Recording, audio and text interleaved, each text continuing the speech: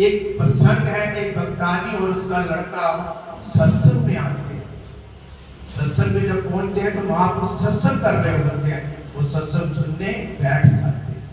जो महापुरुष सत्संग कर रहे होते हैं उनकी सीधी दृष्टि उस बालक पर जाती है, फिर दोबारा जाती है, फिर तीसरी बार जाती है। वो सोचते हैं ये आज हमारी चरण शरण में आ गया है, इसका कल्याण करना बहुत जरूरी है।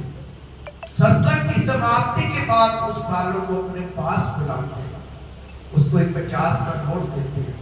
उसकी माता देख लेती, कहती है संतों से ऐसे नहीं लेते, उनके चरणों में वापिस रख देते। तो महापुरुष होते हैं वे युक्ति का सहारा लेते हैं, युक्ति से ही मुक्ति होती है। वो प्रसाद की पुड़िया में 50 करोड़ डाल देते हैं।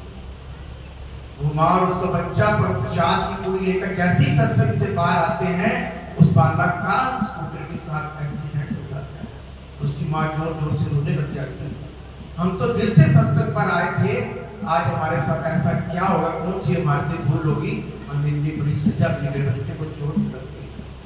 फिर भी धीरज रखती है, बच्चे को डॉक्टर के पास लेके जाती, डॉक्टर से पट्टी कराकर बच्चे उसके मन में क्या ख्याल आता है, तो वापिस संतों के पास जाता हूँ। कहते हैं जब सत्संग पे आते हैं तो इंसान के विचार बदल जाते हैं। और कोई होता तो बच्चे को लेकर घर चली जाती, जब सत्संग में आए तो उसके विचार बदल गए। जब संतों के पास आई, संतों को विनती करती, महाराज जी हमसे ऐसी कौन सी भूल होगी, हम तो दिल से सत्संग पर आए थे, सुनते कि सत्संग में आने से विचार बदलते हैं, कर्म बदल जाते हैं, हमारे से ऐसी कौन सी भूल होगी।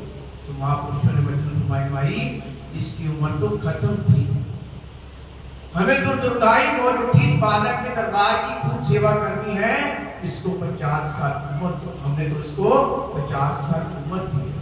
देखो जब सत्संग में आए तो विचार बदल गए, जब विचार बदले तो कर्म बदल गए। उसकी उम्र खत्म थी, महापुरुषों ने उसको 50 साल उम्र दी। जब कर्म बदले तो पूरे का पूरा जीवन बदल जाता है। तो महापुरुष में बार बार बताते हैं कि संसार की जीवो सत्संग में आया करो, सत्संग में आने से विचार बदलते हैं। अब आप भी अनुभव करो, आप घर से चलने से पहले सबके मन में कितनी उथल पुथल चल रही होगी, जाए ना जाए, ये काम ना पीछे रह जाए, वो ना हो जाए।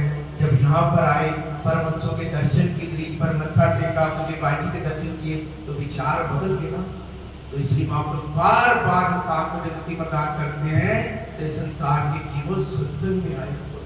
सत्संग में आने से विचार बदलते हैं, कर्म बदल जाते हैं, पूरे का पूरा जीवन बदल जाता है।